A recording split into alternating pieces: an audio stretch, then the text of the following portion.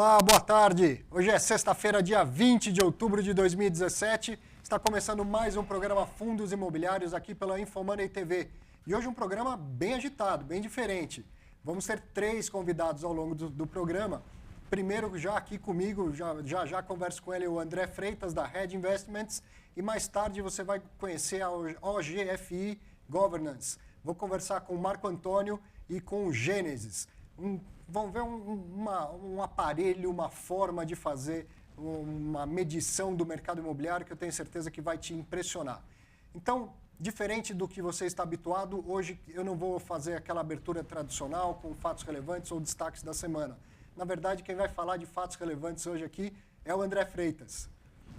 André, obrigado por ter vindo e por ter aproveitado esse espaço. Você vem fazer aqui hoje uma coisa muito importante, que é falar de ativismo, falar das regras, falar da evolução do mercado nesse sentido.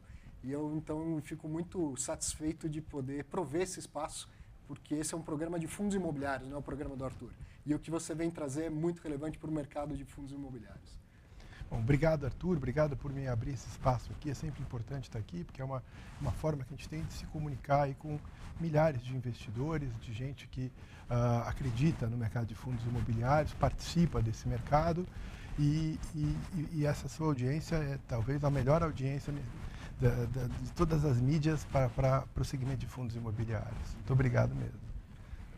Bom, a gente vem acompanhando 2 questões bastante interessantes, importantes. Uma delas você é protagonista e outra você pode comentar, certamente vai trazer luz a essa questão. Então, duas coisas que envolvem 2 dos maiores fundos da indústria atualmente. O HGBS, que quem nos acompanha já sabe do que está acontecendo, uma proposta de diminuição da taxa de administração via convocação de assembleia. O atual administrador, o Credit Suisse, convocou uma assembleia antes, a CVM entendeu que ele não poderia fazer isso e tudo isso vem se desenrolando para que então, no próximo dia 8 de novembro, aconteça de fato uma assembleia para discutir a taxa de administração, a redução da taxa de administração. Então, vou te pedir para fazer um comentário sobre tudo isso, sobre os ganhos que a gente já teve, só com essa discussão. E um outro caso também muito marcante foi aquela oferta hostil feita pelo total patrimônio do BC Fund, que já foi o fundo de maior valor de mercado da Bolsa. E o administrador entendeu por bem rejeitar a oferta sem consultar os cotistas. Está na política de investimentos do fundo. Poder para isso ele tem, mas queria ouvir sua opinião também, você que é administrador de fundos, se do ponto de vista do investidor ativista, se é uma atitude acertada, vamos dizer assim. Bom, primeiro falando do HGBS principalmente da manifestação do colegiado da CVM, da área técnica e do colegiado. Eu acho que essa decisão ela foi um ganho para todos nós investidores no mercado de fundos imobiliários, porque ela pacifica vários dos pontos que vieram para melhorar o marco, o arcabouço regulatório desse mercado, através da Instrução 571. A Instrução 571 complementa em vários casos a Instrução 472, modifica alguns e tal, e ela é a ferramenta que o investidor tem para fazer valer os seus direitos, né? Vamos lembrar, eu gosto de dizer sempre isso, que as pessoas às vezes esquecem, fundo imobiliário é um condomínio de cotistas e o fundo pertence a eles. Administrador, gestor, consultor, todos esses podem ser substituídos se esse for o desejo do cotista.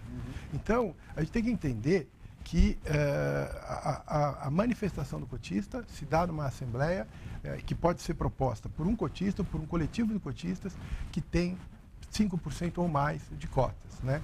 E tem que ser respeitada. Então, o que ocorre aqui é que na manifestação da CVM, onde o Credit Suisse não respeitou isso, ele convocou uma outra assembleia, passados 30 dias ele tem a obrigação de fazer a convocação. Foi feito o pedido, dentro da norma, né? Passado esse tempo, ele deveria ter feito uma convocação. Ele não fez, então, ele fez uma convocação para a escolha de um grupo de investidores que estariam estudando e discutindo uma eventual redução de taxa no futuro. Não foi isso que foi pedido, né? Então, a gente entrou com um recurso na CVM pedindo que ele restabelecesse o que reza a norma, porque isso foi um evidente descumprimento da norma, né? E a CVM prontamente, primeiro, agiu com diligência, com rapidez, né? E levou a área técnica, a CVM levou uma manifestação para o Credit Suisse pedindo que ele convocasse a Assembleia nos termos que foi pedido. E o Credit Suisse resolveu apelar para o colegiado. E tudo isso se deu num intervalo, vamos dizer assim, de poucas semanas, né? Realmente, muitas vezes as pessoas criticam a CVM, que demora 6 meses aqui, 3 meses ali. Dessa vez eles agiram com muita rapidez, com eficiência, com diligência. Entenderam que no caso prático tinha que ser assim. Na verdade, eles vão além disso. Eles falam que o direito de pedido de assembleia, a convocação da assembleia, ela é feita diretamente pelo cotista, que tem 5% ou mais. O que isso significa? Significa que não só você vai chamar a ordem do dia da assembleia, que depois pode ser complementada pelo administrador, se ele quiser incluir itens na ordem, ele pode incluir, tá? Como também você decide a data, desde que respeitado os prazos regulatórios, né? No mínimo 15 dias da convocação, né? E você também determina horário, local, ou seja, a assembleia, na verdade, é convocada por você. O administrador, ele é apenas um instrumento. Porque você, investidor, você não tem o endereço dos outros investidores. Então, você não pode convocá-los. Então, você precisa do administrador para fazer a convocação, tá? Mas ela é convocada, quando fala-se diretamente, está querendo dizer você que determina hora, local, data, tudo é feito pelo administrador. Pelo solicitante, pelo requerente, né? E o administrador tem que cumprir. Ele é um instrumento para você fazer essa convocação. Então, com isso, o que acontece? Olha como todos nós ganhamos. Agora, você está claro, deixou claro para o mercado, que uma assembleia se realiza em no mínimo 45 dias. Por quê? Você faz o pedido, o administrador tem 30 dias para fazer a convocação. Esse é o prazo máximo. E você pode determinar 15 dias, que é o prazo mínimo, para você fazer a realização. Então, 30 dias para convocar, 15 dias depois, 45 dias, você trata as matérias. Então, isso eu acho que é um ganho muito grande e muito significativo para a indústria. Porque não tem só questões como essas de redução de taxa de administração, tem outras questões. Às vezes você tem uma questão de mudança de regulamento, às vezes você tem uma questão de mudança de política de comercialização, você pode, eventualmente, querer trocar, já houve caso de troca de gestor. Então, na verdade, são várias matérias que pode tratar. Isso reforça e empodera o investidor, né? O fundo é do investidor. Esse que é o ponto importante. E nesse caso especificamente a respeito do que vai ser tratado na próxima Assembleia, você quer falar alguma coisa, quer aproveitar o espaço para... Olha, eu acho que, primeiro, o Credit Suisse tem todo o direito de colocar uma proposta. Afinal de contas, esse é o espírito da coisa. O que eu queria perguntar, o que me chama um pouco a atenção, na verdade, é o seguinte. Para baixar a taxa de administração, o administrador não precisa de assembleia. Então, se ele propõe ali, como ele propôs, abaixar dentro de uma escala, tal, a taxa de administração, dependendo de quanto for o patrimônio do fundo, tal, ele não precisava fazer isso em assembleia. Ele pode simplesmente abaixar a taxa, fazer. Como já foi feito, inclusive pelo Credit Suisse, quando eu estava lá, na questão do fundo de CRI, o HGCR11, o fundo de recebíveis imobiliários. Nós abaixamos de 1,5 para 0,8 naquela ocasião e não fizemos da assembleia. Então, na verdade, você tem você pode fazer isso como administrador, para baixar. Você não pode subir sem assembleia, mas abaixar você pode. Mas isso posto, me parece que a proposta deles, legítima, porque eles têm direito de fazer uma proposta, tende a dividir os votos, na verdade. Porque o que acontece se você não tiver quórum? Você tem um quórum de 25%. Sim. Permanece a taxa em 1,5, entendeu? Sim. Então, eu acho que efetivamente é legítimo, ele não precisava da Assembleia, ele podia ter abaixado a taxa de administração, a Assembleia viria para discutir se os investidores queriam chegar no nível de proposta que eu pus, que é 0,6%, tá? Ou não, né? E aí ficava uma Assembleia, inclusive, mais simples, né? Uma ordem do dia mais limpa. Então, se ele acha bom e propõe, abaixe. Ele tem esse poder. Agora, uma dúvida. Pode ser até no caso do HGCR, quando você abaixou. E se você quisesse subir novamente, seria possível? Assembleia. Aí é a Assembleia. Então, digamos, é 1,5, aí o administrador resolve baixar para 0,80. Isso ele não precisa de Assembleia. Mas se ele quiser voltar para a taxa original... Ele pode voltar ou ele Depende como ele determinar. Ele pode. O BTG fez isso no BC Fund, no BRCR, né? usando o ticker dele, ele abaixou de 1,75 para 1,25 por um período e depois voltou para 1,75, entendeu? Então ele pode, desde que ele avise antes, né? Certo. Então ele reduziu por 12 meses. Então não é que ele fala assim, não é que eu mudei para 1,25 e depois eu subi para esse, não, vou reduzir por 12 meses. Já estava tudo avisado. Estava tudo avisado. Então, até é importante esse ponto, porque as pessoas às vezes ficam sem saber por que abaixar, por que essa conversa. Olha, como eu falei aqui da outra vez, isso foi discutido. Eu procurei a instituição, o Credit Suisse, em julho, e conversei com eles. Um mês eles tiveram para conversar, para abrir um diálogo, abrir uma discussão. Já que agora eles propõem abaixar, por que não fizeram isso antes? Só depois de um mês, no dia 10 de agosto, que eu enviei uma carta solicitando a Assembleia. Mas nesse período, no período anterior de 30 dias, eu discuti, eu os procurei para falar, eu gostaria, acho que a taxa está fora de mercado, acho que temos uma realidade nova, 7% de juros agora, então é a previsão para o final do ano, né, temos Copom a semana que vem, deve abaixar, é consenso de mercado, que os juros devem terminar o ano em 7%, então eu acho que vocês têm que abaixar. Em vez de discutir, vamos dizer assim, eles não me ofereceram alternativa a não ser procurar uma manifestação realmente por carta, solicitando a Assembleia, né? Então, agora, eu acho que vamos para a Assembleia, vamos decidir como vai ser, mas efetivamente a questão está colocada e foi endereçada da maneira correta. Primeiro, uma conversa, porque sempre você tem que conversar antes, porque a pessoa pode atender a sua demanda sem necessidade de uma Assembleia, e a redução de taxa é um benefício para todos os investidores, entendeu? Porque você, de novo, tira recursos que vão ser usados para pagar as taxas de administração e põe em dividendos que vão ser distribuídos. Então, poderia ter sido resolvido dessa forma. Não foi, vai agora ser resolvido dentro do espírito da norma, corretamente, numa Assembleia. Brevemente, sobre essa questão do takeover hostil no BC Fund, você tem uma opinião? Você teria feito diferente? Olha, você mencionou no começo e você está correto. O administrador, /gestor aí no caso, tem o direito de recusar a oferta. Tá? Ele tem o direito, é um fundo de gestão ativa, ele compra e vende imóveis, né? Não só imóveis, como também títulos mobiliários do fundo, às vezes tem CRI, às vezes tem LCI, né? E ele tem esse poder. A questão aí é que, vamos dizer assim, é o fundo inteiro, né? Então, a boa prática, na minha opinião, ele deveria... Porque quando você tem uma oferta pelo fundo inteiro, na minha opinião, embora ele esteja dentro do direito dele, né, eu acho que ele deveria chamar uma Assembleia.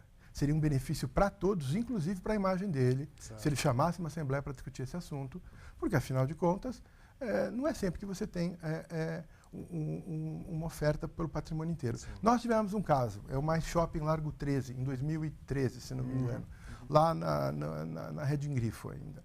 Nós tínhamos esse fundo, o fundo tinha 40 e poucos % do patrimônio de um shopping, no Largo 13, esse Mais Shopping, né? E nós recebemos uma proposta pelo ativo. A Gazite, que é uma administradora de shopping centers, quis comprar o ativo, entendeu?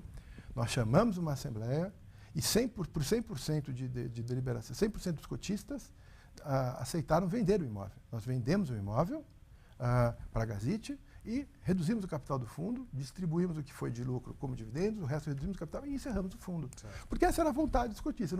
Eu podia ter falado, não aceito a sua proposta? Poderia, entendeu? Estava dentro do meu direito. Mas não seria prudente eu fazer isso. E, na minha avaliação, eu acho que você tem que estar sempre preocupado em alinhar o seu interesse com o do seu investidor. Perfeito. Porque esse é o jeito que o seu investidor volta para você. Negócio, Arthur, negócio tem todo dia. Negócio tem todo mês. Né? Você tem que fazer sempre esse alinhamento para que você tenha clientes para te acompanhar nos seus negócios. Fantástico. Sempre aprendendo. André, pena que hoje eu só consigo te oferecer um pedacinho desse tempo, mas espero que você volte por um programa inteiro. Quero te agradecer muito e espero estar lá na Assembleia. Eu quero ver isso de perto, na física, como cotista, não como comentarista, mas, como eu sempre digo, o mercado vai sair maior dessa discussão. Muito obrigado. Viu, eu que agradeço você mais uma vez. Muito obrigado. Um abraço. Então, agora, enquanto a gente troca aqui, eu vou aproveitar para dar o meu recado, falar do curso Viva de Renda com Fundos Imobiliários. Deixa eu abrir aqui o site do Infomoney. E, enquanto isso, vem para cá, para a mesa, o Marco Antônio e o Gênesis, né?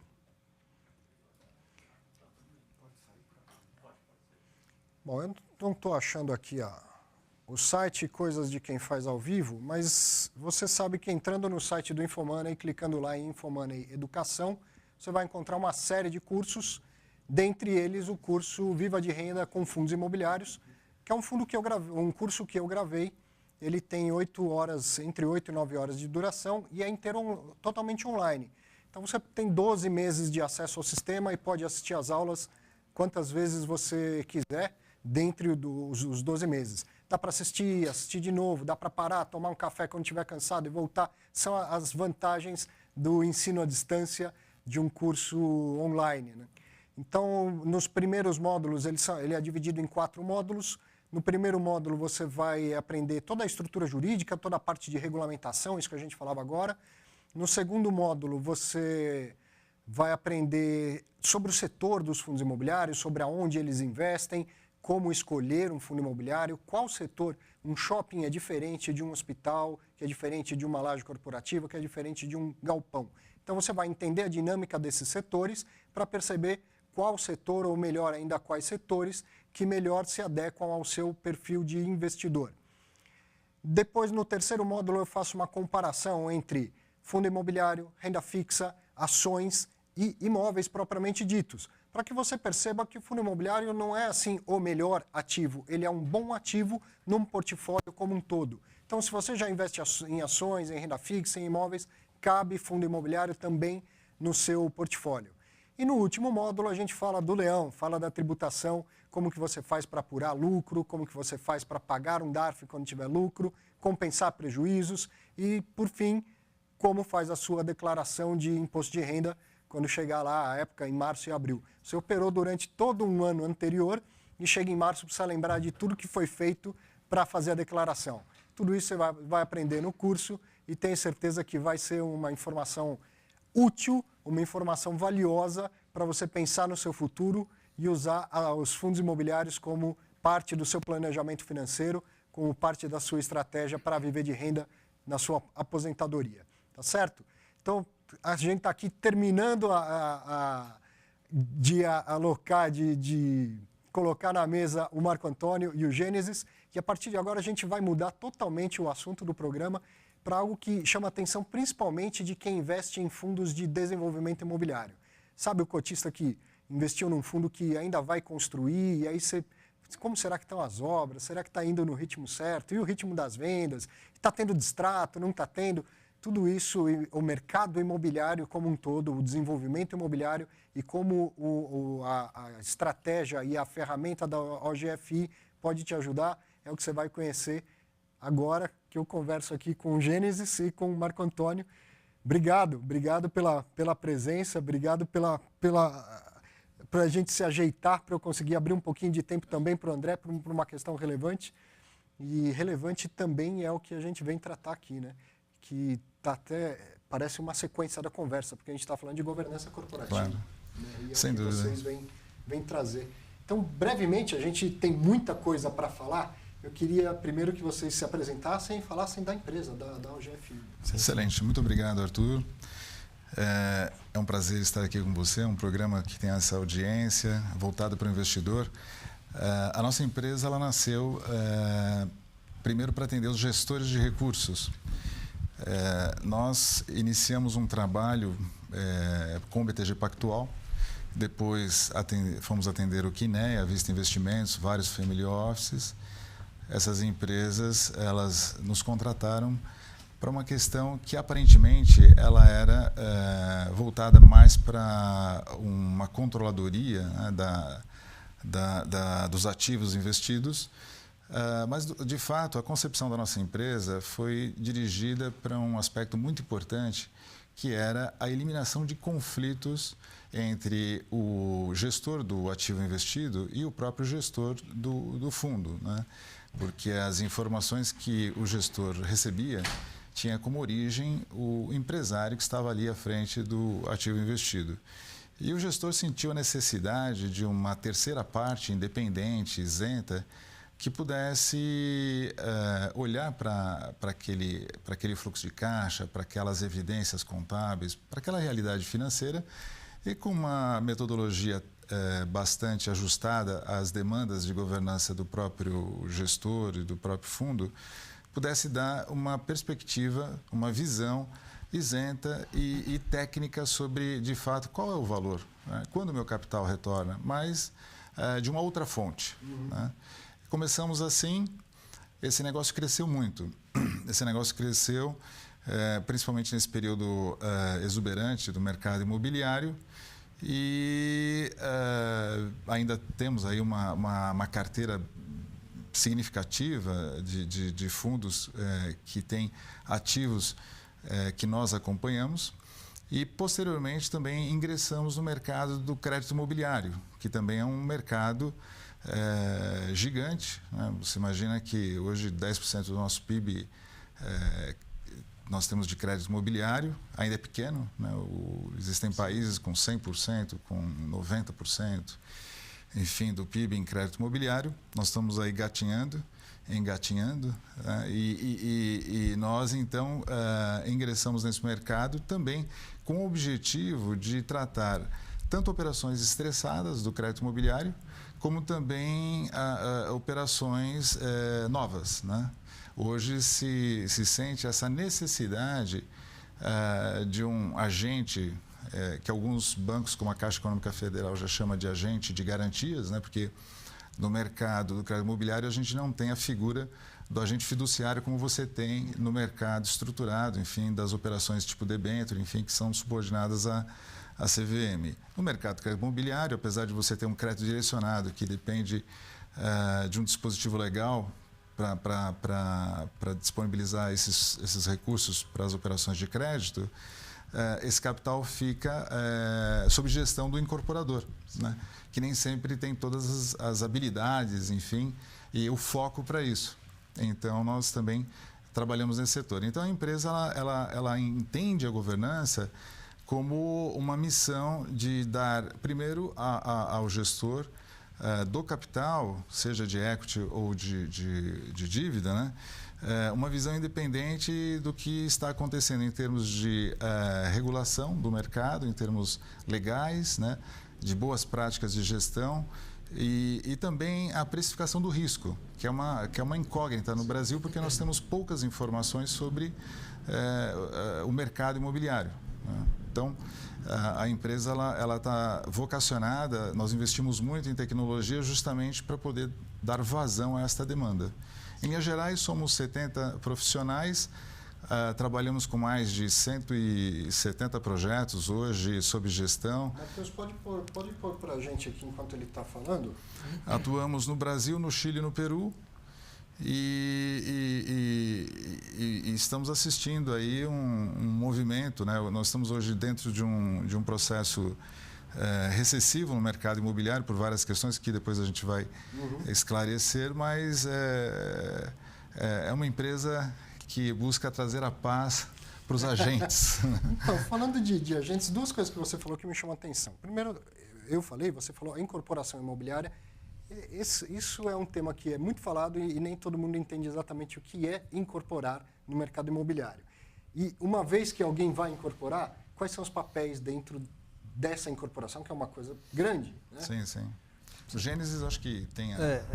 O papel da incorporação está prevista na lei da incorporação. Existe uma lei, a 4.591 de 66, que estabelece a figura do incorporador. O figurador é uma pessoa física ou jurídica que compra um terreno e vende frações ideais desse terreno, né? E ele é obrigado a prestar contas a quem adquire essa fração ideal. Ele, de alguma forma, é obrigado a garantir que a obra chegue ao fim, né? Ele na verdade, promove todo um desenho, né, de projeto. Ele idealiza um terreno com um projeto, idealiza o produto imobiliário que é necessário para aquela região, convida investidores, fundos de investimento, convida compradores de unidades para participar de um sonho, que é o sonho de mudar uma esquina, é o sonho de fazer um apartamento, de dar moradia para quem precisa. Então, todos nós, né, que participamos do mercado imobiliário, temos que acreditar no incorporador. Agora, não necessariamente ele que constrói. Às vezes não. Às vezes ele também executa o papel de vender o apartamento, fazer a obra, fazer a gestão da SPE, né, do projeto, e também é sócio. E é aí que muitas vezes há o conflito. Porque você, gestor de recursos, sócio de um incorporador num projeto, quando você olha para o incorporador, você pensa que ele é teu sócio, e de fato é. Mas, ao mesmo tempo, ele presta serviços, porque não tem como não ser, né? Ele presta serviços de vender as unidades e recebe comissão de vendas. Ele presta serviços de obras, né? De fazer a obra, e cobra uma taxa de gestão para isso. Ele presta serviços para fazer contabilidade, a parte fiscal, contas a pagar, contas a receber, cobra da SPE, cobra do projeto também uma taxa para isso. Quando o incorporador tem vários projetos com diferentes sócios, e muitas vezes o incorporador não está preparado para o desafio de ser um guardião de tantos recursos, né? Porque recebe recursos da pessoa física que compra o apartamento, recebe recursos do sócio que é fundo de investimento, muitas vezes, ou de investidor pessoa física. Recebe crédito dos bancos, né, dos bancos comerciais para financiar a obra. Ele se vê com muitos recursos em mãos, né? E a lei da incorporação diz que ele é obrigado a segregar o patrimônio. Ele não pode confundir o patrimônio do prédio A com o prédio B. E como é que se tem certeza disso? Daí nasce o GFI. Então, o GFI nasce para que essas partes todas envolvidas, né, que provêm esse capital, para o incorporador, possam enxergar o que se passa lá no ativo, nas contas correntes do edifício, o que se pagou, o que se recebeu, o que falta vender, como é que está a evolução da obra e, principalmente para o investidor, quanto já foi aportado de capital, o quanto falta aportar de capital e quando vem esse capital de volta, né, que é o retorno de capital com dividendos. Então, nós acreditamos que a transparência fomenta o mercado.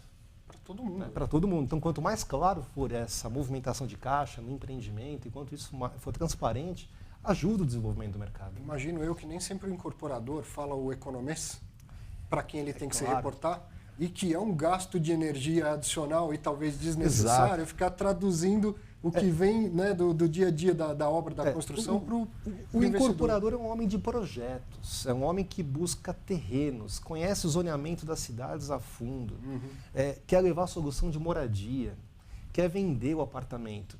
E ele ter todas essas competências, né, de saber fazer obra muitas vezes, saber conhecer o zoneamento, os terrenos, aprovar projeto, que em São Paulo é um desafio, em muitas cidades também do Brasil é um grande desafio aprovar projetos, e ainda assim ele ser bom na gestão de recursos, é um grande desafio, não é fácil, né? Mas ele pode contar com o apoio da OGFI também. A OGFI, nessas 170 SPS que nós atualmente fazemos gestão, em muitas situações a gente atende o incorporador, que reconhece a sua fragilidade em prestar contas do capital de terceiros, até porque ele entende que ele é parte envolvida, tem conflitos, e entende o quanto é importante para que ele continue tendo capital para mais projetos, o quanto é importante ele poder ter uma empresa independente que divulgue o que se passa no empreendimento.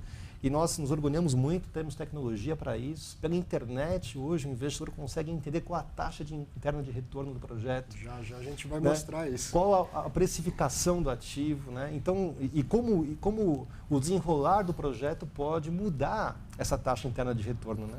Uma velocidade de vendas, um preço de vendas, uma curva de obra diferente, tudo isso impacta a rentabilidade do projeto que chega só lá no final, no quarto, quinto ano, né?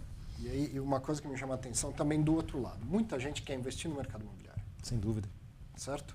E também não conhece bem o mercado imobiliário e tal. As pessoas gostam de investir em imóveis. Muitas famílias, gente que tem dinheiro. Vamos construir aqui, vamos pegar, vamos fazer um loteamento da fazenda da família e tal. Exatamente. Não são coisas tão simples, tão banais de ser feitas. E aí, vamos ver alguma coisa. A gente espera que vai ganhar tanto com esse investimento. A gente vai ter uma tira de tanto. Uma coisa é pôr na planilha. Outra coisa é, de fato, incorporar, e aí atira uma taxa interna de retorno que depende do capital que entra, capital que sai, a taxa de juros de desconto e a velocidade disso tudo. Entre fazer um planejamento e falar, vou ter uma tira de tanto, e de fato, depois que o negócio está feito, entregue e vendido, saber apurar se essa tira ocorreu ou não, é um grande desafio. Grande diferença. Né? Aí você tem alguns conceitos, né? Muitas vezes a gente olha para projetos que estão nascendo, que o incorporador não projetou caixa mês a mês, não calculou que há uma exposição de caixa nesse negócio. Esse é um negócio que nós aportamos 10 milhões, temos que aguardar 4 anos, tem um carrego aí, né, para que esses 10 milhões voltem com mais 10 milhões. O que se busca nos projetos onde você compra o terreno em dinheiro é uma taxa real de 25% ao ano. É isso que se busca nos projetos, né? Mas o segredo é acompanhar se essa taxa está acontecendo. Isso. Então, muitas vezes na largada, o incorporador que tem um terreno, né, ou um recém-incorporador, né, que vai se habilitar a ser incorporador, ele não percebe o quanto é importante fazer as contas direito, porque não é só o terreno. Tem que gastar com marketing, com aprovações, tem que andar com 20% da obra com recursos próprios ou de clientes para que você consiga financiamento. E muitas vezes se percebe que a pessoa não fez a conta direito, né? O incorporador não fez a conta adequadamente e o final muitas vezes não é o que se imaginava. Depois, né? não consegue aferir se de fato teve o retorno que ele esperava ou não. Exatamente. Um outro aspecto importante é, de fato, acompanhar o crédito dos clientes, porque o que a gente assiste é um problema de way out, ou seja, se o cliente depois, no final, quando chega na entrega do produto, não tem crédito para fazer o repasse, você fica com estoque. E aí vai liquidar a um preço com desconto bastante elevado, né? Então, o que se assistiu nesse período foi a falta de controle de alguns processos, dentre eles a forma de vender, né? E a gente vai falar um pouco sobre isso, se tiver oportunidade, que a grande questão é que se vendeu um sonho para as pessoas, né? O investidor acreditou num estudo de viabilidade, entrou em alguns fundos, mas hoje começa a assistir um drama, porque o volume de distratos é muito alto, existe a questão jurídica, que a gente pode falar um pouquinho, mas existiu uma falta de cuidado com a aprovação do crédito de quem estava adquirindo esse sonho, lá na planta, né, no lançamento. E o que significa isso? É que aqui no Brasil se compra um produto para se pagar em 30 anos, só que na hora do salão de vendas ali, no stand de vendas do empreendimento, se vende uma parcela mínima para pagar um pré-chaves, muitas vezes numa conta de 20-80, ou seja, 20 até as chaves e 80 depois. Aí a parcela é pequenininha, depois ele não consegue fazer o repasse, porque uma coisa é a renda para pagar o pré-chaves, outra coisa é a renda para fazer o repasse no banco. Sim. E aí ele não tem renda para fazer o repasse. E aí ele fica no meio do caminho e, infelizmente, no Brasil, os juízes estão solicitando às incorporadoras que devolvam 90% do valor, só que o dinheiro está em tijolo, aço, cimento, enfim, não tem como devolver. Então, essa questão da aprovação do crédito, de uma venda consciente, de uma venda bem feita, é algo muito importante para se acompanhar. Tenho certeza que nenhum investidor acompanha esse índice. Ou seja, deveria ter um indicador, quando se faz investimento num fundo, né? Qual que é o meu índice de probabilidade, o índice de aprovação desses clientes lá no repasse, para o valor total do repasse, não agora. Certo. Né? Então, assim, o mercado foi tomado por vários sustos, né? Esse é um problema, mas tem outros também, como o próprio cumprimento da lei da incorporação, né? Que aí o Gênesis fez um estudo bastante profundo, a gente acabou estudando esse assunto e a gente percebe também a causa primeira, né, dos distratos que prejudicaram muito o retorno do capital para os investidores, né? Um é o aspecto do oportunista, daquele investidor que foi diretamente comprar imóveis não para morar. Para especular. Né? Para especular. E aí, como ele percebeu uma queda muito drástica do preço de venda, obviamente ele foi devolver, utilizou o dispositivo legal e realizou ali com um pouquinho de perda, mas não quis ficar para o final do repasse, né? Pensando que talvez ele conseguisse revender antes do repasse, enfim. Certo. Então, muito das devoluções se deve a esse tipo de comprador.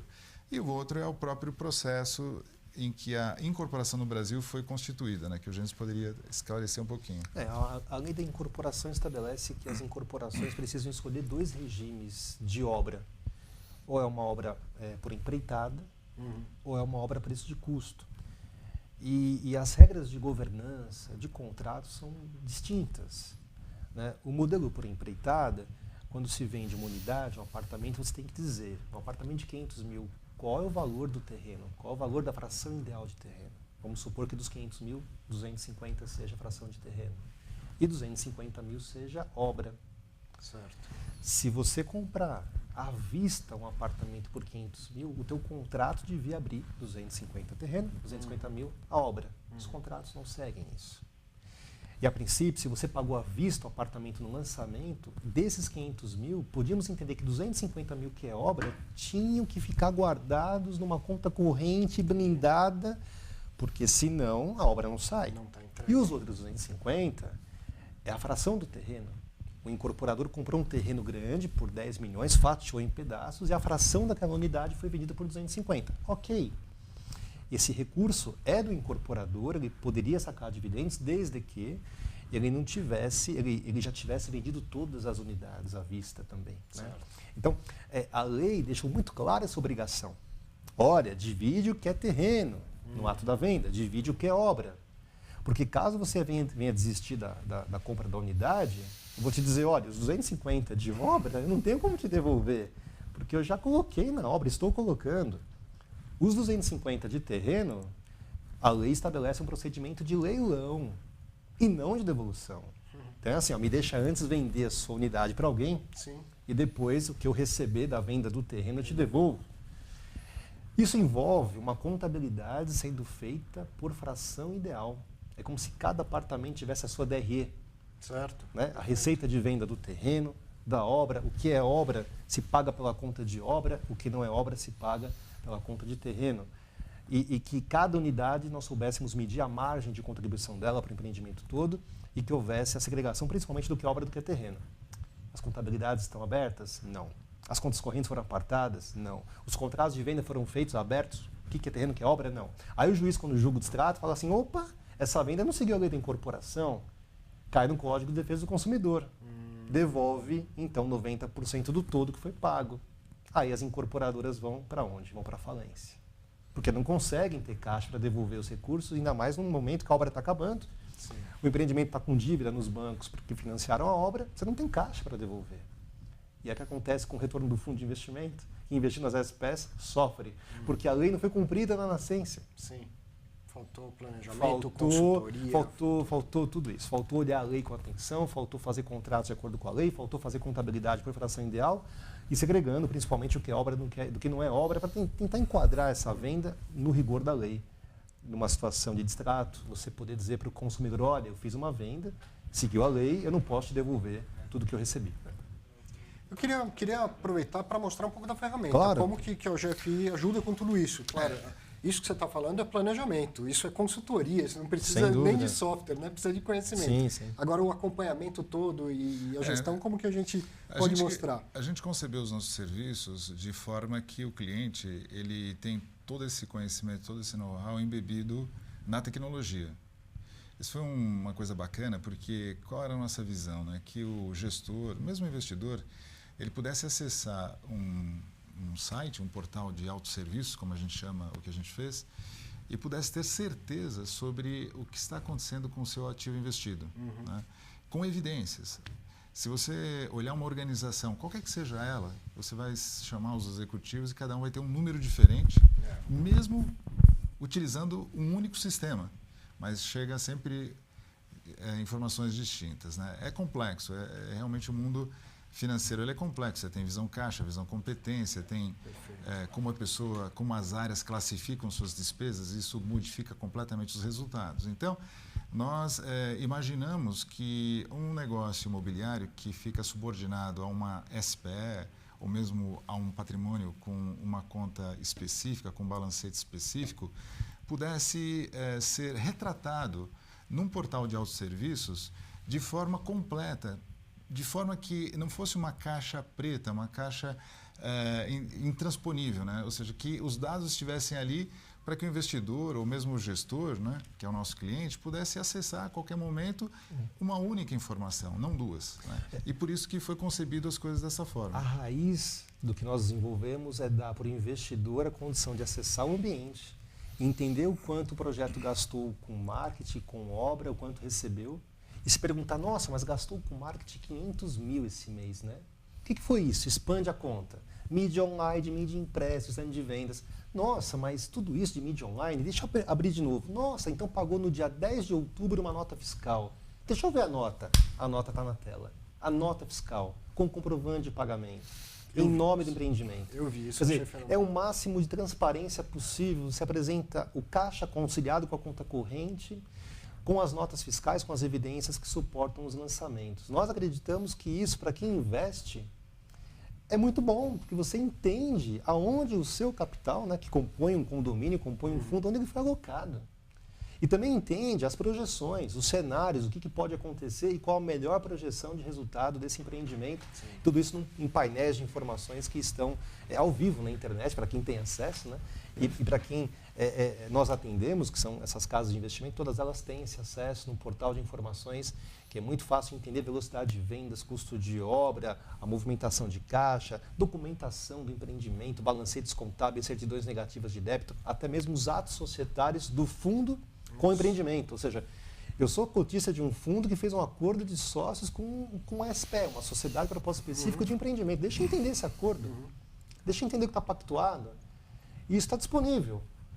Nós acreditamos que é um estágio de governança muito bom, muito elevado, que novamente vem para aumentar a credibilidade desse mercado. Nós, como sócios da OGFI, queremos contribuir para um mercado mais sólido e mais forte, né, no sentido da governança. E lembrar que governança corporativa é justamente fazer além da lei. Exato. Além do que Exato. Ninguém vai falar, olha, eu sou bom porque eu cumpro a lei.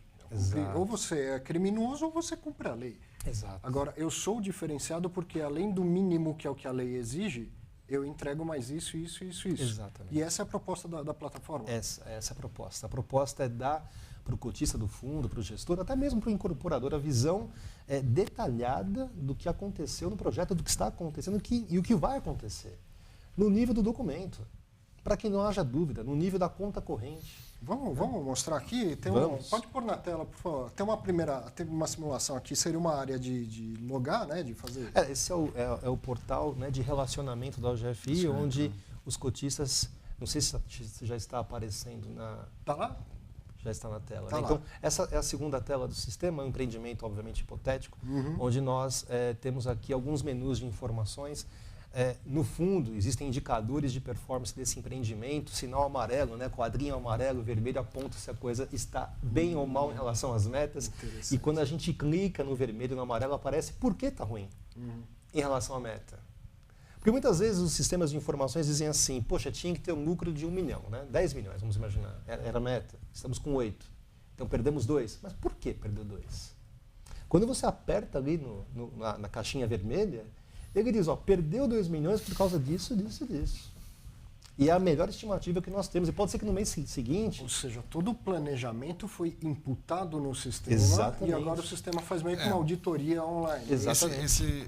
Esse portal, na verdade, ele é uma janela de vários sistemas. Né? Por trás desse portal, nós temos um RP, nós temos um BPM, que é um Business Process Management, integrado com a nossa fábrica de serviços. Isso que é muito interessante, porque as solicitações todas hoje que chegam dos nossos clientes, seja um gestor, seja um banco, uma empresa, vêm através do portal. Ou seja, nós controlamos a origem e o destino na nossa fábrica de cada solicitação. E esse controle ele é feito por atividade. Então, cada origem de solicitação no cliente é controlada pela supervisão de cada área para atender os SLAs combinados. Isso é muito importante porque se diz, né, que na indústria de manufatura, o teu custo unitário ele cai com o volume. Então, você vai fabricar um copo, um único copo vai custar, sei lá, R$500. Mas se você fabricar 1 milhão de copos, vai custar centavos. Certo. Na indústria de serviços, isso não é verdade. Na indústria de serviços, você tem uma coisa chamada handover, que é a passagem do bastão, a passagem do serviço. Então, se você não controla essa passagem, se você não define bem o que a gente chama de work item, que vai trafegar, você acaba tendo um aumento de custo com o volume, porque a anarquia aumenta. Então, a confusão aumentando numa indústria de serviço, o teu custo unitário sobe.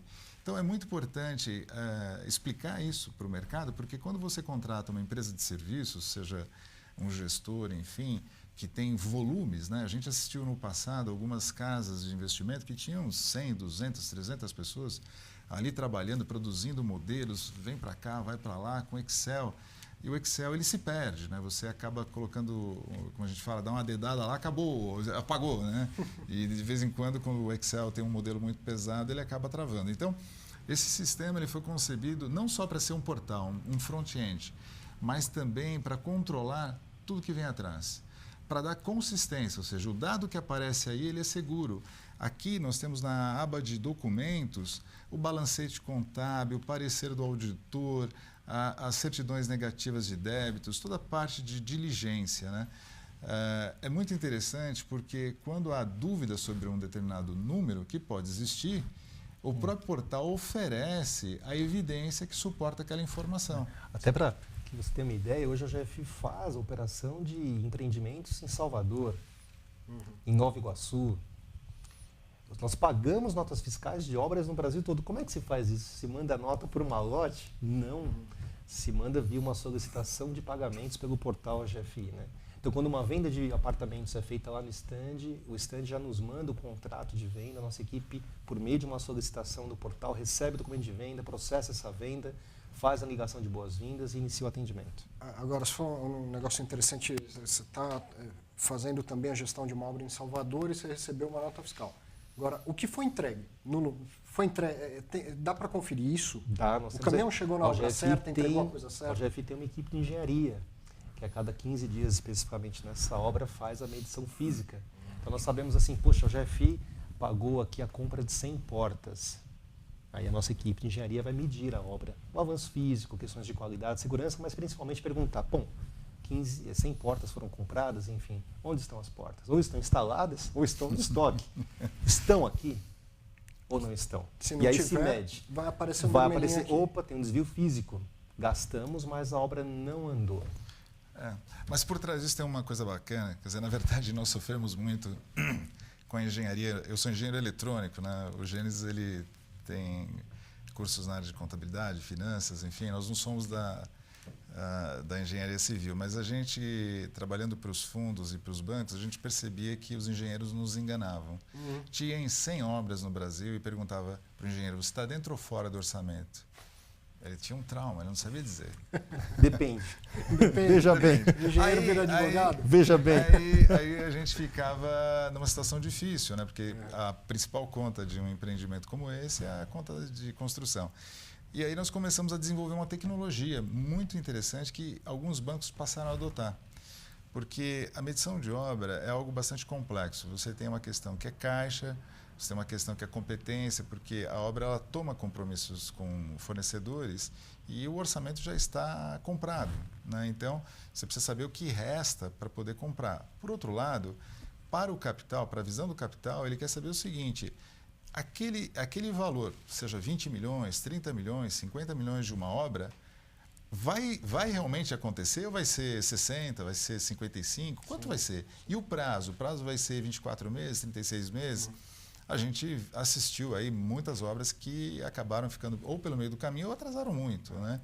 E esse acompanhamento ele é vital. Então, desenvolvemos um conjunto de ferramentas, um conjunto de processos para dar essa segurança também para o capital. Então, hoje nós temos uma divisão de engenharia que dá essa visão. Agora, uma coisa só em termos culturais, como a gente atende o Chile, a gente aprendeu uma coisa interessante no Chile. Lá, no custo de obra, você tem esse serviço embebido. Ou seja, ninguém paga, o capital não paga por esse serviço. É a obra que paga. Ou seja, você tem uma obra de 10, 15 milhões, dentro desse custo, além do gerenciamento da construtora, tem uma empresa independente, do tipo OGFI, que presta esse serviço técnico, chama ITO, né? Um instituto, é como se fosse um IPT daqui, certo. Enfim, que faz exatamente isso. Medição física. Ela faz não só a medição física, ela revisa o planejamento operacional da obra, estuda os projetos e faz uma verificação de qualidade, de segurança, de documentação e da capacidade de gestão do construtor. E acompanha a evolução do orçamento e a evolução física. Ou seja, é um trabalho completo para dar o quê? Um reporte consistente para os bancos que financiam essa obra. Não existe financiamento nesses países, principalmente no Chile, que a gente conhece bem, sem esse tipo de serviço. Veja, isso é fundamental para dar o quê? Transparência para quem põe capital. É bom para todo mundo. É bom o incorporador ele quer captar de novo. O comprador quer ter certeza do investimento. Exatamente. O incorporador é o que ele faz da vida. E amanhã ele quer, numa próxima obra, ter acesso a capital de novo. O incorporador sem terreno e sem capital, esses são os principais insumos, né? E... Talvez o mais importante, depois desses dois insumos, que é o terreno e capital, é a credibilidade. Então, Sem isso... sem transparência, a transparência premia o bom gestor. Exatamente. Certo? E se tudo é escuro, é um conceito de finanças que né, se fala muito, que é a falta o desequilíbrio da informação. Né? Me fugiu o tema científico aí, daqui a pouco eu lembro. Mas se ninguém sabe como as pessoas operam, você fala, bom, na dúvida eu vou achar que todo mundo é ruim. Exatamente. Agora, quanto mais transparência tiver no mercado, aí eu vejo quem é bom, quem é mais ou menos, quem é ruim, e o capital flui para quem é bom. Exatamente. Não, e a gente percebe que a questão do capital, a gente vem analisando muito a questão do desenvolvimento urbano, né? Desenvolvimento urbano é um negócio maravilhoso, tem um multiplicador maior do que a incorporação. Só que você não tem a informação, você não consegue precificar o risco do negócio. As informações são muito pobres, né? E o que a gente começou a perceber na UGFI, como a gente tem projetos em várias partes do Brasil e tem escala, essas informações começam a se consolidar dentro da UGFI. Então, em breve, a gente vai ter mecanismos para também abastecer os gestores e os fundos de uma informação importante para precificar o risco. Porque esse é o outro degrau da governança, ou seja, você entrar num negócio sabendo qual é o risco. Hoje é difícil. Se faz muito negócio nesse setor pela intuição do empresário. Isso. Mas você não tem pesquisa de mercado, você não tem dados suficientes para saber se você está sendo assertivo ou não, se aquele produto vai ser eficiente para aquele mercado, né? Então, hoje nós temos um número grande de estoques, mas quando você vai ver a qualidade do produto que está em estoque, esse estoque não é bom. Esse estoque não é bom. Então, assim, não é só um problema de mercado, não é só um problema de economia, não é só um problema que nós estamos vivendo aqui nessa questão do distrato, que é um problema jurídico, enfim, mas é também da qualidade e da eficiência do produto. E, por exemplo, um gráfico desse que está na tela seria bem personalizado aquilo que você estava falando. Eu fui medir a obra e ela está ou não está no seu... Exato, mas aí você vê embaixo... Esse é um gráfico especificamente que trata do lucro imobiliário projetado ao lado esquerdo e que é a barra azul, né, que nós chamamos de viabilidade e, no fim, a nova projeção desse lucro, né? E, nesse caso hipotético, nós não temos aí os valores, enfim... Mas a gente demonstra por que o lucro imaginado lá na viabilidade hoje é menor, aonde se perdeu, onde se ganhou. E assim, lá na ponta, seria possível, digamos que eu sou cotista de um fundo imobiliário que tem SPEs e as SPEs estão fazendo a incorporação ao desenvolvimento. Eu poderia, cotista, ter alguma senha que me desse acesso a algum nível de informação? Você sabe que a OGFI tem 4 portais de informação. Porque para o mesmo empreendimento, às vezes cada agente quer ver informação de um jeito. Nós temos o portal do incorporador ou do loteador, temos o portal do gestor de recursos, temos o portal do banco de crédito que financia a obra e temos o portal do investidor. Então, o mesmo empreendimento, né, o mesmo projeto, tem 4 portais onde a gente consegue personalizar KPIs, né, os indicadores, os documentos, as informações, para que aquilo fique na medida para o leitor da informação. Gente, você esqueceu, né, do portal do comprador. Temos o portal de quem comprou um imóvel e vai lá. É interessante, né? Nós temos alguns empreendimentos que tem lá o portal e tem um vídeo do empreendimento, né? Então, domingo, depois do almoço, a gente recebe os e-mails aqui do sistema falando, estão fazendo o download dos vídeos, né, do empreendimento. Acho que as pessoas vão almoçar com... Eu fui lá comprar um imóvel na planta e depois eu consegui... Aí tem o almoço de domingo, né, e aquele casal falar para o pai, para mim, olha, compramos aqui um apartamento, né, e a gente vê bombando, digamos assim, os downloads de vídeos do empreendimento e as consultas, de fato, acontecem muito nos sábados e domingos. Consultas de segunda via de boleto, posição de parcelas pagas, não pagas, né? O próprio documento da venda, estágio da obra, né? E é um comprador que vai passar o resto da vida dele falando, eu comprei com aquele incorporador, o cara foi transparente, eu tinha um vídeo, ele me entregou e eu estou feliz. E vai ser um cara que vai mostrar o quanto é bom ser transparente. E sem esse cara nós não temos mercado. Exato, é ele quem sem tem o dinheiro. Se ele não acreditar que a obra vai começar lá no terreno e vai chegar ao fim, não temos mercado. Então nós precisamos treinar essa pessoa, educá-la à lei, fazendo entender que existe perante a lei uma comissão de representantes do patrimônio de afetação, que é o patrimônio do empreendimento, e que a OGFI está habilitada a ajudar essa comissão a entender o que se passa com a obra, com as finanças do empreendimento. Quero aproveitar que você falou isso para fazer uma última pergunta, eu já Claro. estou preocupado com o tempo, mas você falou de um negócio importante e eu lembrei de algo que vocês mesmos tinham comentado, quer dizer, o caso Encol, que traumatizou todo mundo, Sem e dúvida. agora a recuperação judicial da PDG. E aí você falou, olha, devia ter uma comissão que estivesse vendo isso. Como que funciona isso? E a gente pode continuar comprando imóvel na planta sem se preocupar? Né? Explica isso, desmistifica isso para a gente. Quando você promove a incorporação, é responsabilidade do incorporador chamar uma assembleia. Assim como acontece com os fundos, né? Nós acabamos de ouvir uma situação parecida. E nessa assembleia ele tem que eleger a comissão de representantes, formada por no mínimo 3 pessoas. Cabe à comissão de representantes até destituir o incorporador. É a única que pode destituir. Além disso, a comissão de representantes tem o papel de fiscalizar o empreendimento. O que ocorre? A comissão de representantes às vezes não tem profissionais com toda a competência para poder entender de obra, vendas, marketing, conta corrente, certidão negativa de débito. Sim. Então, a lei prevê que se a comissão de representantes assim desejar, ela pode contratar a pessoa jurídica ou física para ajudá-la a fiscalizar o empreendimento como um todo. Então, nós acreditamos que a lei é sábia. A lei criou a comissão, deu à comissão o poder de destituir um incorporador ou de contratar uma empresa para fiscalizar o empreendimento ou ela mesma fiscalizar, desde que ela tenha competência técnica para isso. E nesse ponto poderia ser o GS. Com certeza, nós estamos preparados para levar o nível de governança do setor. Infelizmente eu tenho que encerrar por causa do tempo, porque eu tenho certeza que quem está assistindo se surpreendeu. Quando eu falei na abertura, vem aqui ao GFI, o que será que eles vão falar? E agora deve estar realmente surpreso e interessado por entender mais de todo esse processo, né? E eu acho que esse país, com todas as suas mazelas, ineficiências, a gente vai, a gente anda, né? Imagina se o mercado imobiliário não sofresse do amadorismo, É verdade. né, que tem. Porque todo mundo investe, esse mercado é grande, é pujante, mas ele ainda é muito amador. Muito. E o que eu vejo é vocês trazerem uma proposta de profissionalismo que seria para potencializar o mercado. Essa é a nossa missão. Legal. Muito obrigado. Imagina, nós que agradecemos e fica à disposição a nossa casa, né, para poder recebê-lo quantas vezes. Quem quiser conhecer o sistema vai entrar lá, é ogfigovernance.com.br. Nós temos um site, né, O site é o gfigovernance.com, lá fala um pouquinho da empresa, dos nossos serviços, né? Esse ambiente que vocês estão vendo aí na tela é um ambiente interno, né, de quem contrata os nossos serviços, enfim. Então, se quiser saber mais a respeito, né, da nossa missão, que é a governança, por favor, estamos à disposição para receber. Gênesis, obrigado. É um prazer. Obrigado. Para você, um grande abraço e até a próxima sexta-feira com mais um programa Fundos Imobiliários.